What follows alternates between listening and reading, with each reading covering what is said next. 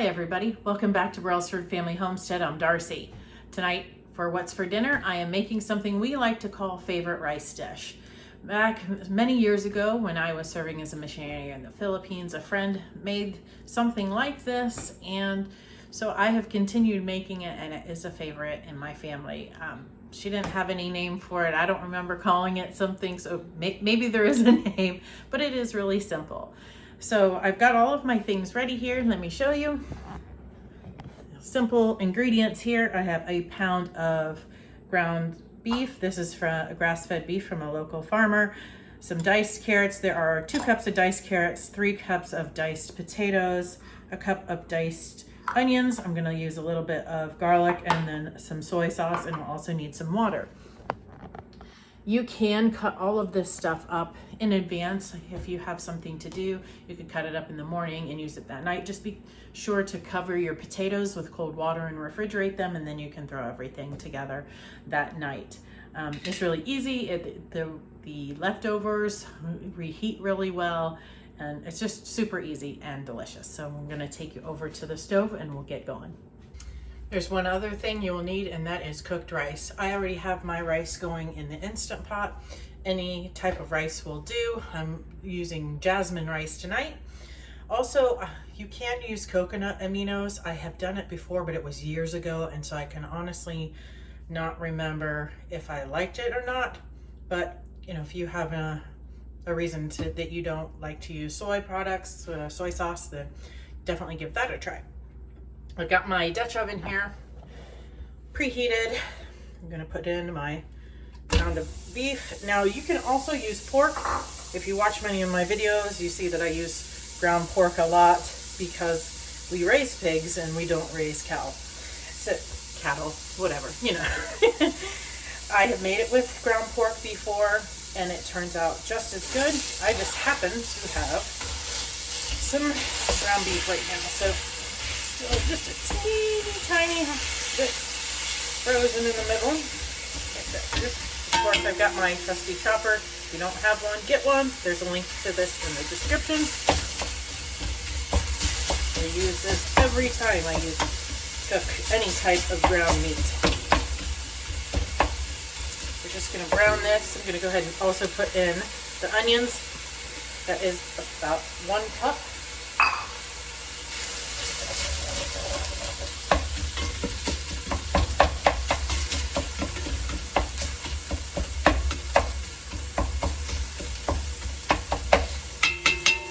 I have not tried to make this in the Instant Pot or the crock pot or anything because it's pretty quick and easy. So I haven't thought to even attempt to make it in that, and it is a 1-pot meal minus the rice, of course.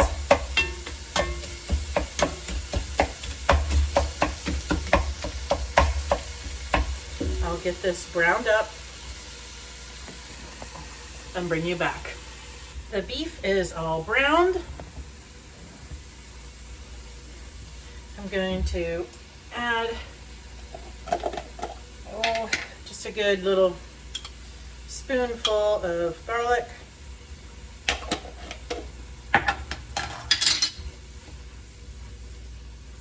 Kind of stir that around and let that get fragrant for a minute, and then I'll add the other ingredients.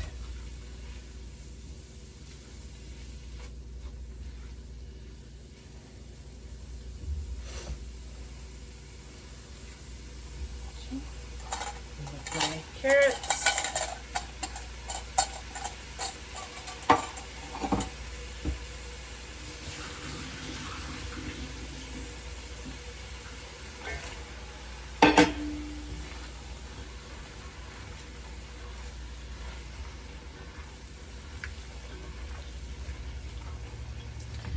And I'm going to add my soy sauce. You can add more or less of that according to your taste. My family likes to add a little when they actually dish up their food, so I don't want to put too much. Now I do need some liquid to get these to be all cooked down and softened, plus you want a little bit of liquid for spooning over your rice.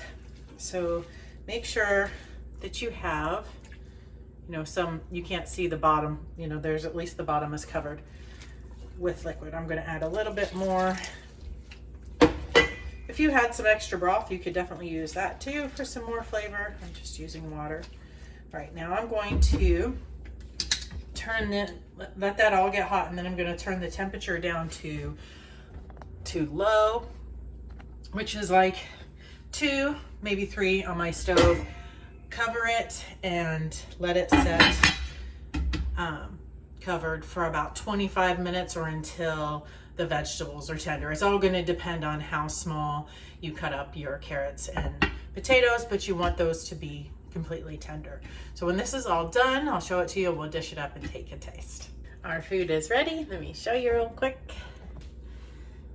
So I've already tested and the vegetables are all soft, and I dished myself up a small, well, not so small amount here. So you can see I have it over the rice, and I put some of the juices on there. I haven't added any extra soy sauce or anything, and I haven't added any salt. This really doesn't need it because of the soy sauce. So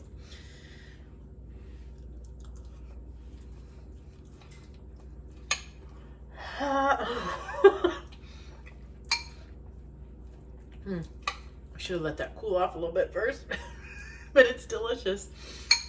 I hope you give this a try. I hope you're liking these videos on what's for dinner to help give you some idea to use the things that you've grown or raised, or even things from the grocery store, just to have some new ideas for dinner. If you're liking these videos, I'd really appreciate it if you could give it a thumbs up and even subscribe, share with your friends. Until next time, God bless.